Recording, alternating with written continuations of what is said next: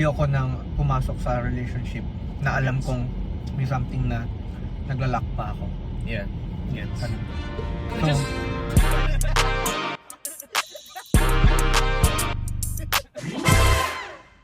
ano naman, ang aking romantic, Oo. wala ako ngayon.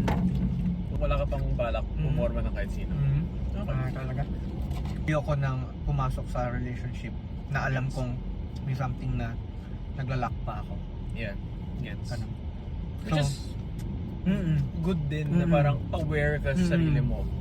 Kasi syempre kung sino man yung magiging next na girlfriend mo, hindi pwedeng latak na dom na nagaling dun sa previous relationship. Dapat yung best dom rin makuha niya.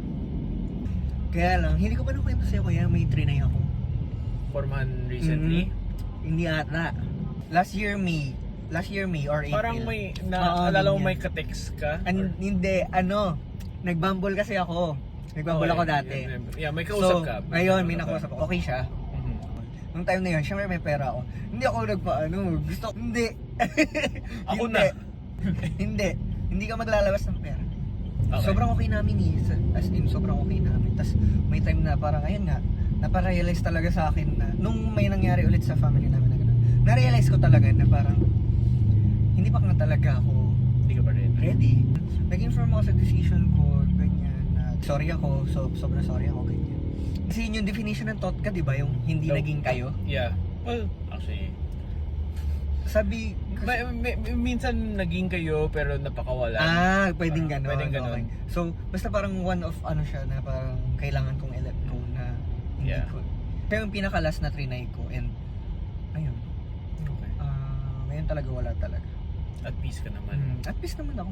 Hindi mo naman kailangan Yes. na maging in a relationship para maging isang buong tao. Yes.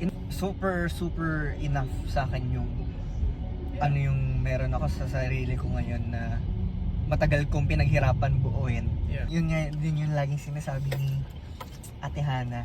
Ah, Pinagpipray yan. yeah. Pinagpipray. Tingnan mo, pinag-pray niya ako. Yeah! Shout out sa Hana! Pinag-pray ko din naman siya. Yes. Yeah. Mom and Dad. Mom and dad.